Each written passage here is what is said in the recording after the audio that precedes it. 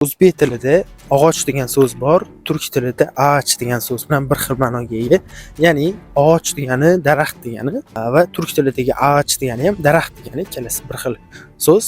Qarang, bir-biriga o'xshashlikni talaffuzda faqat farq bor. Albatta kimdir turk tilini o'rganayotgan bo'lsa, aslida o'zbek tilini o'rganayotgan bo'ladi.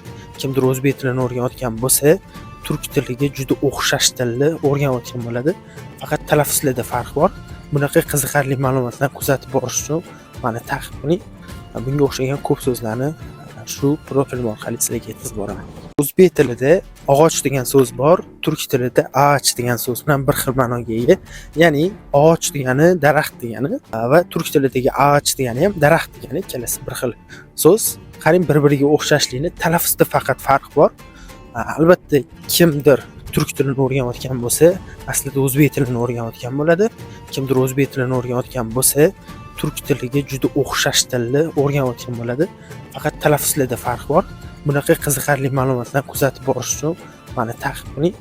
Bunga o'xshagan ko'p so'zlarni shu profilim orqali sizlarga yetkazib boraman.